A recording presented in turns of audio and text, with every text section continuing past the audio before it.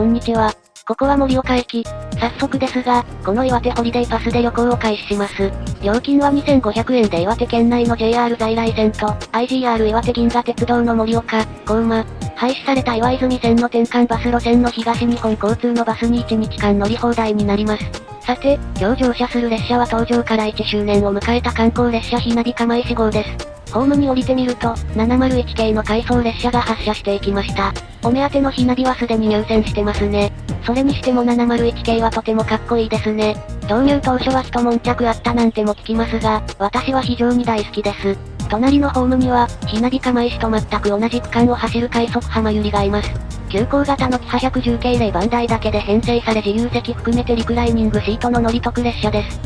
何やら奇妙なラッピングが施された車両が連結されていますが、後で説明します。さてひなび号の塗装は白地に赤い帯と山、川、花の模様が配されています。この白地に赤帯の塗装に懐かしさを感じる人もいるのではないでしょうか。かつて、盛岡支社管内の気動車で見られた盛岡色をオマージュしてデザインされています。外で列車を見たりしてましたが、発車時刻も近づいてきたことですし、乗車しましょう。今回乗る釜石行きのひなびでは、グリーン車を選びました。早速乗ってみましょう。車内には大きなパーテーションで区切られたボックスシートが並びます。私のようなぼっちの需要を取り込むため一人用のシートもあります。そろそろ発車しそうですね。前を走ってる貨物列車が遅れているため、数分遅れで発車しました。そして目の前にいる快速浜ゆり号に連結されているラッピング車両の正体は、ヘラルボニーのアート作品によるラッピング車両です。ヘラルボニーとは、主に知的障害のある作家さんによるアート作品を基軸に、グッズ展開やこうした企業とのタイアップをするなどの事業を展開している、盛岡市のデザイン会社です。最近できたいわゆるスタートアップ企業ですが、岩手県内では結構高い知名度があります。グッドデザイン賞を受賞したりもしましたし、知ってる方もいるのではないでしょうか。話は変わって、画面奥の方には広大な敷地が広がっていますが、これらは、かつての盛岡機関区や国鉄盛岡工場の跡地です。跡地の大半は再開発され、マリオスやアイーナなどの施設が建っていますが、南西側の敷地は、JR の訓練センターや SL 銀河で使用されていた蒸気機関車の車庫と転車台がある他は、空き地も同然で駐車場などとして利用されています。盛岡駅を出てすぐに、列車は鉄橋を渡ります。この辺りは、雫石川と北上川の合流地点です。列車はスピードを上げて、川を渡り切ると、盛岡駅の次の駅、仙北町駅を通過します。仙北町の地名の由来は、かつて盛岡城の築城に携わった仙北の人々、現在の秋田県仙北市周辺に住んでいた人々が居住したため、この名前になったと言われています。付近にはいくつか高校があり、近年開発が進んでる西南地区にも程近いため利用者も多いです。明治時代、本来であれば、盛岡駅は当時の中心市街地に程近いこの周辺に建設される予定でした。しかし、住民の反対運動に遭い盛岡駅は当時は盛岡市の区域に含まれない栗屋川村に建設され、今日に至ります。仙北町駅は、大正4年に地元住民の請願に対して当時の鉄道員総裁の原隆の尽力により開業したと言われています。列車は次の駅、岩手飯岡駅を通過しています。以前は、プレハブ小屋のような駅舎でしたが、最近になって立派な橋上駅舎に建て替えられて東西自由通路もできました。北銀ボールパークとブルージャ盛岡のホームの岩銀スタジアムの最寄り駅です。この付近は、1992年までは都南村という別の市町村でしたが、完全に盛岡の生活圏として一体になっていた都南村では、合併が強く望まれ、盛岡市と合併することになりました。私も旧都南村を意識することはほとんどないですね。合併前から盛岡を関する施設もいっぱいあったそうですし、岩手飯岡駅を通過してすぐ、広大な敷地が広がってきました。ここは、盛岡貨物ターミナル駅、岩手県の鉄道貨物を担う一大拠点です。ここと日本各地を結ぶ高速貨物コンテナ列車や仙台港の間の石油貨物列車などが運転され、岩手の産業、エネルギー、物流を支えています。名古屋南貨物駅と当駅を1日11往復結ぶ、トヨタロングパスエクスプレスなども有名ですね。金ヶ崎町にあるトヨタ自動車東日本の工場に向けて、愛知県で製造した自動車部品を輸送するトヨタの専用貨物列車です。この他にも、当駅は駅構内に保税地域を設けて輸出入貨物の通関や保管を行うことができる施設が、鉄道貨物駅として初めて設置された貨物駅でした。いろいろ話してきましたが、何やら列車の方が速度を落とし始めました。みるみると、スピードが落ちていき、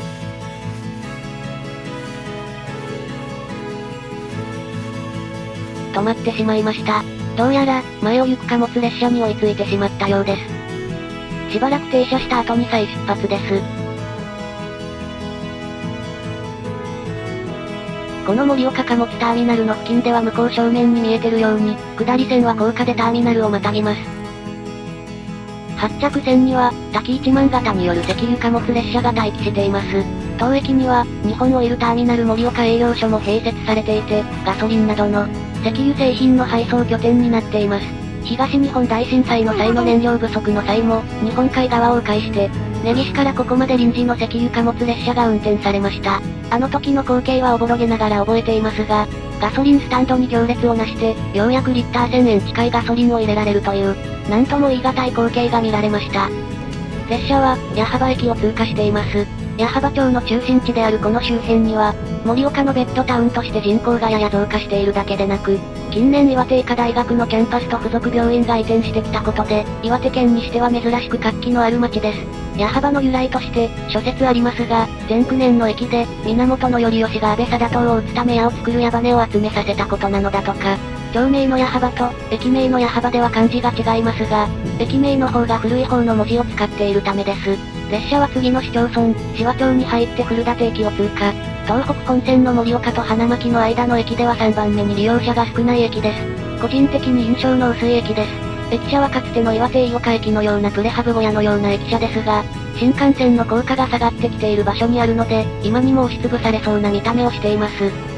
防音壁の向こうに、新しい住宅街が見えてくると、列車は間もなく紫波中央駅を通過します。1998年に地元の西岸により開業した比較的新しい駅です。盛岡のベッドタウンとして駅周辺の発展も目覚ましく、無人化、窓口閉鎖のトレンドに逆行して2018年に業務委託駅としてまさかの有人化を果たしました。利用客は日2295人、駅前には、オガールという複合施設があってそこが非常に賑わっており、全国的に注目を集めたりもしました。産直やホテル、飲食店、運動場、クリニック、図書館、町役場などが集まった施設です。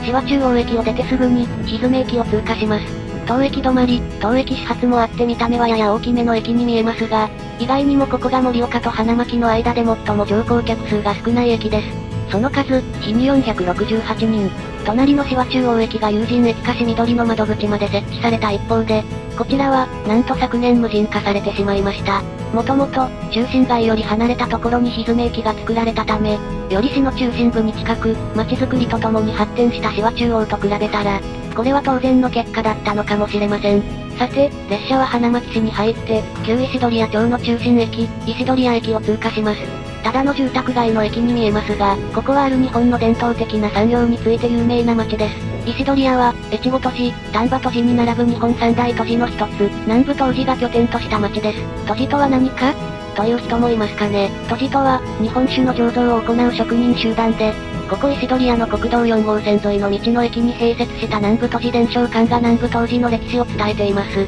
東北本線の区間もいよいよ大詰めで、列車は花巻空港駅を通過します。この動画をご覧になるマニアの方々なら多くの人が知っているでしょう。空港駅を名乗りながら、全く空港の最寄りでない駅です。現在の花巻空港ターミナルとは、約 4km 離れており、徒歩50分ほどかかります。花巻空港の滑走路より長いです。申し訳程度に、盛岡との直行バスが当駅を経由します。なお、旧ターミナルとの間とも 2km 強離れており、徒歩40分程度かかるようです。当駅はもともと、二枚橋駅と呼ばれており、1988年に改称されました。改称した当時は今よりターミナルは近かったとはいえ、空港アクセスの駅としては、どの道不便で、新ターミナルの開業でさらに不便になりました。利用客は古館駅と同程度の567人ほどで、地元住民の利用が中心です。列車はこうして、東北本線の旅を終えて、釜石線の分岐駅、花巻駅に入っていきます。花巻では進行方向が変わります。ここ、花巻市は県下5位の人口を誇る大きめの地方都市です。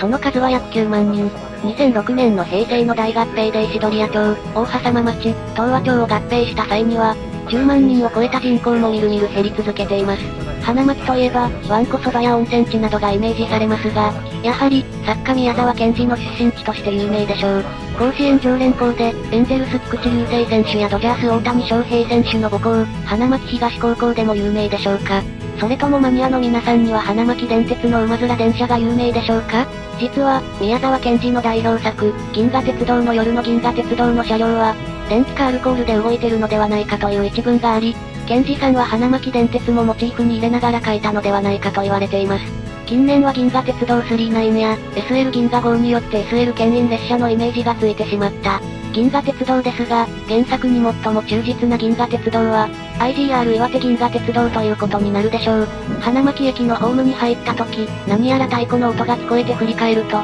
岩手県の無形民族文化財の獅子踊りによる歓迎が行われてました。獅子踊りは岩手から宮城で見られる伝統的な演舞ですが、ここ花巻で盛んに行われているようです。さて、花巻を出発したひなび釜石号は、釜石線に入っていきます。ひなびは東北本線と分かれて、単線非電化のローカル線へと足を進めていきます。検事さんは、この東北本線と釜石線にあった信号機を男女に擬人化した恋物語、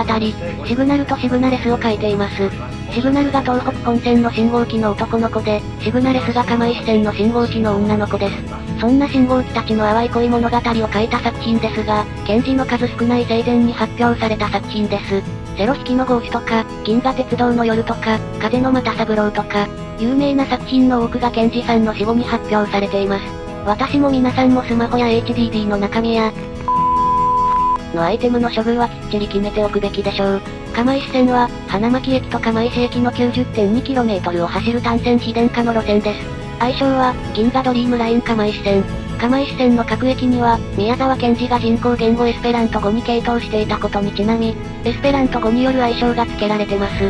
例えば、花巻駅には、虹を意味するチェールアルコという愛称が付けられています。列車は花巻の市街地を眺めながら、釜石へと進んでいきます。意外と雪が多いように感じますが、実際、盛岡市より花巻市や北上市の方が雪が多いです。そして、列車は花巻駅の次の駅、仁田内駅を通過します。仁田内駅は、2010年に花巻空港のターミナルが移転して以降、空港に最も近い駅になりました。その距離、2.6km。花巻空港駅よりは近いとはいえ、距離はありますし、列車も少ないです。どの道空港アクセスには使えないでしょう。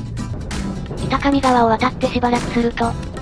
東北新幹線との乗り換え駅の新花巻駅に停まります。2面2線の対向ホームの新幹線駅で、通過する新幹線の迫力を間近で体験できる駅です。ここで下車する乗客もいるようです。次の停車駅は土沢駅です。旧東和町の中心的な駅で、また銀河鉄道の夜の始発駅のモデルとなったとされる駅です。銀河鉄道の夜が書かれた時代の釜石線は、岩手軽便鉄道と呼ばれ、レール幅も 762mm と小型の路線で、蒸気機関車で運行していました。銀河鉄道に SL のイメージがあるのは、岩手軽便鉄道がモデルという情報によるところもあるのでしょう。土沢駅を出ると、列車は、猿ヶ石川に沿って走ります。対岸に見えている水力発電所は、電源開発の東和電力所、上流にある多瀬ダムから取水した水で発電しています。車窓にちょっと大きめの集落が見えてくると、列車は間もなく宮森駅に停車いたします。ここはすでに岩手県遠野市の地域で、旧宮森村の中心地です。宮森といえば、麻雀漫画の先で、主人公たちのライバル校があるという、設定の街です。いわゆる、アニメの聖地ってとこですね。エスペラントによる愛称はガラクシーやカーヨ、銀河のプラットフォームという意味です。駅舎はかつて、木造の古い駅舎でしたが、現在は簡易的な建物に変わっています。宮森駅を発車すると、メガネ橋の通称で知られている、宮森川橋梁を渡ります。検事さんは、この橋を渡る岩手軽便鉄道を見て銀河鉄道の夜を着想した、と言われていますが、検事さんの時代にあった橋は、現在のようなコンクリートアーチの橋ではなく、レンガの橋脚に乗ったガーター橋でした。今の橋に並行して当時の橋脚が残っています。まあ、そんなことはどうでもいいということで、今のメガネ橋は銀河鉄道の夜の世界観を想起させる風景として、ライトアップが行われ、恋人の聖地にも認定されています。列車が柏木平駅を通過する頃、車掌さんのアナウンスに促され左を見ると、コスプレをした集団が、列車を追いかけてきます。この方々はチーム柏木平と呼ばれる人々で、SL 銀河が運転されてる頃から、こうしたお見送りをやってくれています。さて、ここで現在乗車している、ひなびの解説をしましょう。ひなびは、もともと、リゾートアスナロという、東北新幹線の新青森開業と同時期に青森地区に登場した観光列車でした。2両編成で2編成が導入され、リゾートアスナロ下北として大湊線やリゾートアスナロ津軽として津軽線などで運転されていました。一方で盛岡車両センター所属の検事が引退を迎えるあたりから、リゾートアスナロは、岩手県内での臨時列車に投入されることが増えて、ほとんど盛岡に常駐するようになりました。そんな中、リゾートアスナロは、2編成ともに2023年8月に運行を終了し、盛岡支社と仙台支社それぞれの新しい観光列車へと改造されることになりました。改造に際して大きな変化は、リゾートアスナロになかったグリーン車が設置されたことです。2024年前後から盛岡支社の編成は、今乗っているひなびとして、そして、仙台支社へ行った編成は里野という、JR 車内の馬娘のトレーナー参加競馬おじさんが考えたとしか思えない、名前と塗装をまとい、福島、宮城、山形を中心に運行されています。また、この HBE300 系は、形式にあるように、ハイブリッド機動車です。電車のようにモーターで走行し、モーターを駆動させる電力は、ディーゼルエンジンによる発電や、回生ブレーキによる電力を蓄電池に貯めて使う、自動車でいうところのシリーズハイブリッドとほぼ同じ仕組みで動いています。HBE300 系は JR 東日本管内の観光列車として広く使われています。編成は1号車がグリーン車、2号車が普通車指定席で、グリーン車はボックスシートを基本に、4名から1名掛けの座席が設置されています。さらに1号車の車端部には売店もあり、車内販売が行われています。運転席の近くには、全面展望が楽しめるラウンジスペースがあります。コンセントがあって充電をすることもできますね。普通車指定席も、グリーン車に負けず劣らずというか、一般的な特急列車のグリーン車より広い 1200mm のシートピッチがあります。こちらも運転席の後ろに展望スペースがありますが、グリーン車にあるような腰掛けはありません。増沢駅を通過すると、列車は、遠野盆地に入っていきます。北上山地の中にある盆地としては最大の盆地であり、遠野市には2万3000人ほどの人々が住んでいます。遠野という地名の由来には複数の説があり、遠野物語で有名な柳田国男によれば、湖のある丘を意味するアイヌ語のトーヌップが転じた説。彼が言うには、遠野盆地全体がかつて巨大な湖だったという伝説があるためなのだとか。それとはまた別に、一戸や二戸、八戸のようなのへシリーズの幻の10番目、遠野へであるとか、宮古市などの兵と呼ばれる地域から遠いところを意味する遠野兵という地名が、日本語記に記されていることから、そこから兵が抜けて遠野になったとか、この他にもいくつもの説があります。さて、この遠野市は文化面で全国的にもそこそこの知名度がある町でしょう。先ほど、柳田国男の遠野物語といったように、遠野は民話の町として知られています。カッパ、座敷わらし、マヨヒガ、お白様。これら民話は現在にも語り継がれてるだけでなく、現在の創作の題材にもなります。カッパの空と夏休み、ぬらりろんの孫、東方プロジェクト、PTA 推奨作品からサブカルチャーの世界で発展したコンテンツまで、実に遠野の民話が創作の源泉となり得てるかがわかりますね。遠野市の名物といえばまずはジンギスカンでしょうか。満州で従軍していたアンベという人が遠野に帰っても羊肉が食べたいと、最初は自分の精肉店に羊肉を仕入れてまかないで出していたそうですが、お客さんに提供したところ喜ばれたことをきっかけに遠野に普及しました。そんな遠野では独特のスタイルでジンギスカンが楽しまれています。バケツにジンギスカン鍋を乗せるのです。これは昔の貧相で貧弱な道路では宴会などに七輪を持っていくと割れてしまうため、バケツを七輪代わりにしたというわけです。お店などで提供される場合を除けば、このバケツジンギスカンが今でもスタンダードです。地元のホームセンターでバケツジンギスカンのセットも売られています。それから遠野はホップの収穫量日本一でも知られています。キリン一番搾り取れたてホップ生とかは遠野産のホップが使われていたはずです。やがて、列車は遠野市の中心街にある遠野駅へと停車します。釜石線の駅では花巻駅に次ぐ乗降客数を誇ります。その数、1日あたり270人。新花巻の方が2番目だという人もいるでしょうが、新花巻の利用者は、754人中713人が新幹線の利用者です。単線非電化のローカル線の駅として大きい2面3線の構造で、豪華寝台列車トランスイート敷島号も乗り入れます。列車はそんな敷島号も止まる3番線に入線します。遠野駅では21分ほど停車するので、本来、途中下車ができない切符を持っている場合でも特例で途中下車ができるそうです。駅周辺で観光できるという配慮なのかもしれませんが、観光するにはちょっと中途半端な時間です。SL 銀河の時は、ここで給水や給湯も行うので、結構長い間止まってました。駅からそこそこ離れた蕎麦屋に食べて戻ってこれるぐらいには。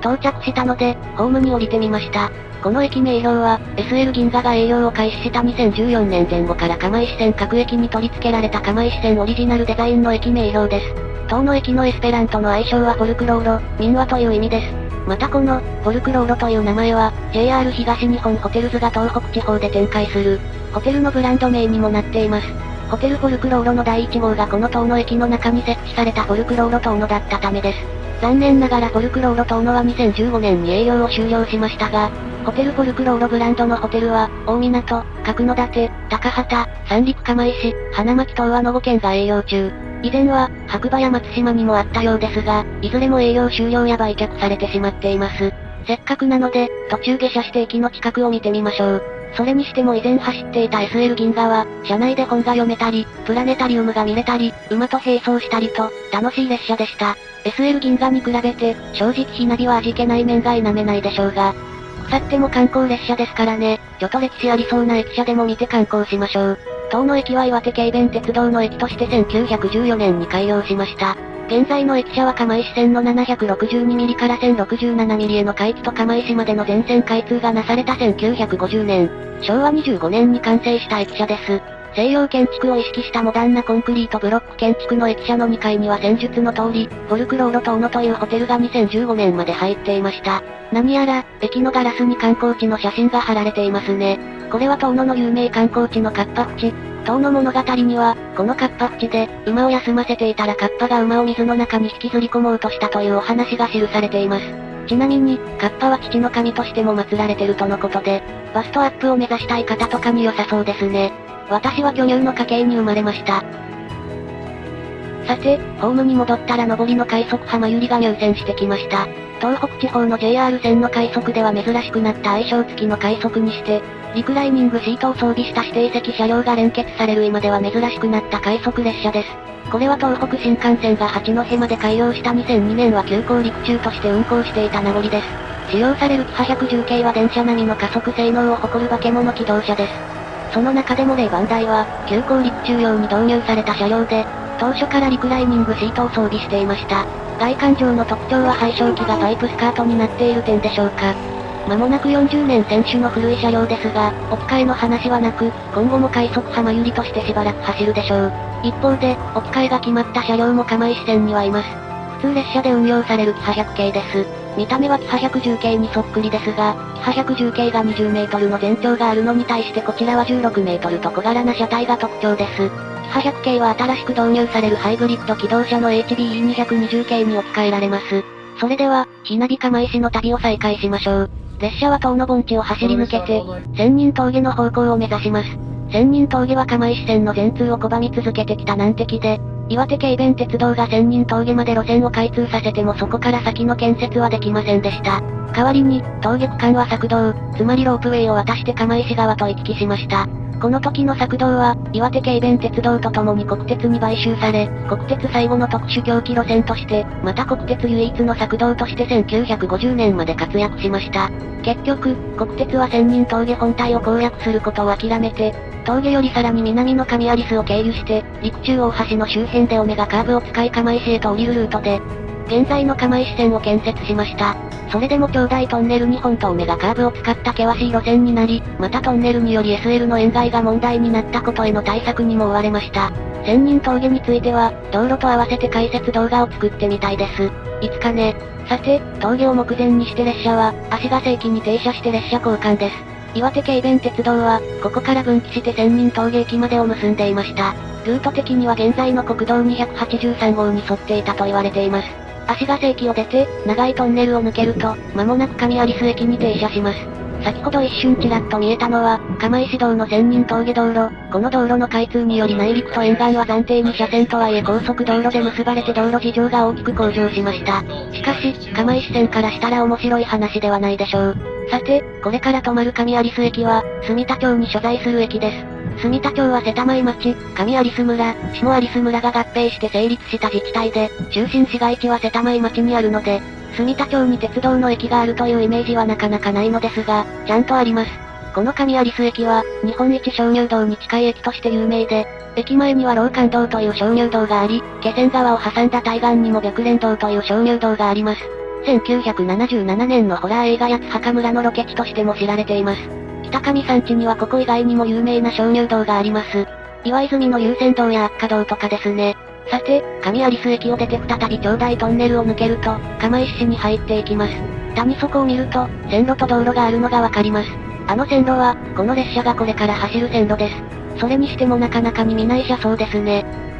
先ほども述べましたが、この区間はオメガカーブを用いたループ線とすることで勾配を緩和しています。鉄道という交通システムは、車輪とレールの摩擦に頼って走る性質上、勾配に弱いという物理的な弱点があります。この物理的制約が、これから走る線路が下に見えるという、ちょっと不思議な気分になる光景を作り出しています。トンネルの中でオメガカーブを走り抜けると、列車はすぐに陸中大橋駅に停車します。この陸中大橋駅は私の曽祖父が駅長を務めていた駅です。曽祖父も祖父も若くして亡くなったため、会ったことはありません。そのためか、私の父兄の血統は虚弱体質血統です。でも、どうやら私は貧血の血が濃いらしく、生活習慣病の因子が強い気がしています。話を戻して、この陸中大橋駅は、釜石鉱山の最寄り駅です。釜石は鉄鉱石の産地であり、製鉄の町です。日本近代製鉄発祥の地とされ、一部が世界文化遺産になってます。釜石鉱山では、鉄の他に、金、銀、銅、鉛、亜鉛などが採掘され、鉱山自体は、割と最近、平成に入った1993年まで稼働していました。鉱山跡は今も活用されており、鉱山の湧き水を使ったミネラルウォーター、千人翡翠が製造、販売されています。製造プラントは坑道内にあって、今も坑道内の電気軌道を使って搬出されるほか、自動運転カートを用いた坑道内の見学ツアーも行われています。さて、この陸中大橋駅から先の区間は、日本で3番目に鉄道が開通した区間でもあります。1880年、明治13年に工部省釜石鉄道が開業します。翌年には終点の大橋まで開通します。この鉄道のレール幅はかなり珍しい838ミリの機関を使用。そして、日本初の官営製鉄所とともに、富国強兵の道を切り開くかに思われた。工部省釜石鉄道は製鉄所もろとも、早々に挫折してしまいます。製鉄所は燃料の木炭の不安定な供給や火災などのトラブルで3ヶ月ほどで休止してしまい、その後、再開しても依然として木炭の供給は安定せず、代替燃料の使用目処も立たず、日本初の官営製鉄所と鉱山とそれを結ぶ鉄道は開業からわずか3年後の明治15年12月に、運命を共にして、廃止、閉山されてしまいます。そんな、盛大に失敗してしまった事業を後に引き受ける人など現れないかと思いきや、政府の御用承認であった田中家が釜石の鉄鋼業の再興を引き受けます。こうして、田中家と共にリスタートした釜石の鉄鋼業は、釜石鉱山馬車鉄道を再び建設し、鉱山と製鉄所と共に運営していきます。それ以降、動力化などを経て、鉱山専用軌道として、1965年まで活躍しました。国鉄が開業させた陸中大橋までの釜石線は実は並行する別路線で1944年に開業しています。この辺の詳しい解説も、現地取材とか図書館で文献漁ったりして、今後やってみたいですね。さて、田中家が立ち上げた釜石鉱山田中製鉄所は、現在では日本製鉄北日本製鉄所釜石地区として今も稼働しています。さらに言うと、この日本製鉄北日本製鉄所釜石地区が現役で稼働している日本最古の製鉄所でもあります。しかし、1989年には高炉は廃止され、先行一貫製鉄所ではなくなり、現在は洗剤を生産しています。そんな、近代製鉄発祥の地釜石の鉄鋼業と切っても切れない関係のスポーツがあります。それはラグビーです。リーグワンに所属する日本製鉄釜石シーウェイブス。その前身となる実業団チーム、新日鉄釜石ラグビー部は、1978年度から1984年度にかけて全国社会人大会及び日本選手権を7連覇し、26個のタイトルを手に入れるという日本ラグビー史に名を残す偉業を達成しています。チームは北の鉄人と呼ばれ、それ以降釜石はラグビーの街としても有名になっていきます。この話は NHK のプロジェクト X でも取り上げられました。そんな鉄の町釜石は、太平洋戦争中は、連合国の艦砲射撃により壊滅した過去がありますが、2011年さらなる悲劇が釜石を飲み込みました。3月11日に発生した、東北地方太平洋沖地震とそれに伴う津波により沿岸部を中心に壊滅的な被害を受けます。釜石湾の入り口には世界最大深の湾口防波堤が整備され津波への対策は万全と思われていましたが、津波はその湾口防波堤を破壊し、釜石の町を襲いました。釜石の人々は、一瞬にして家や大切な場所、財産、あるいは大切な人や自分自身の命さえも失いました。津波は19メートルに達し、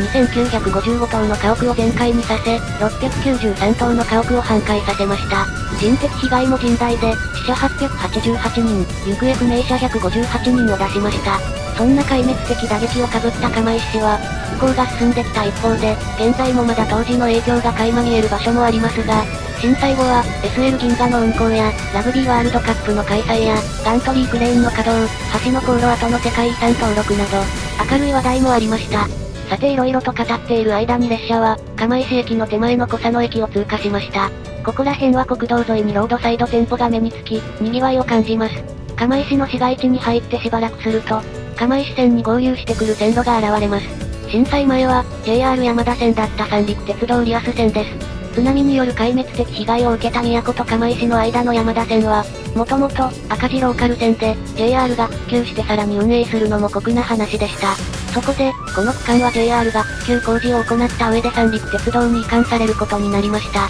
こうして、三陸鉄道は南リアス線と北リアス線に分断された時代が終わり、南北統一が果たされて、リアス線となりました。列車は終着の釜石駅の構内に入ってきました。SL 銀河が使用していた転車台と車庫が残されています。SL 銀河は客車の老朽化を理由に2023年に引退しました。機関車の検査期限も2月で切れます。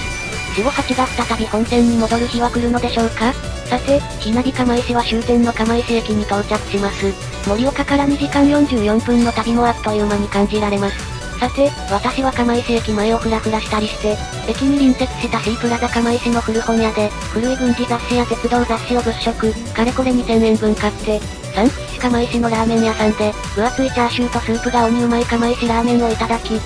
帰りの盛岡駅ひなび釜石の普通車指定席に乗車して、生まれ故郷の盛岡へと帰還するのでした。長らくのご視聴、ありがとうございました。このチャンネルでは不定期に、鉄道を中心とした乗り物や交通に関する動画を投稿していきます。よろしければ、チャンネル登録、コメント、高評価をよろしくお願いします。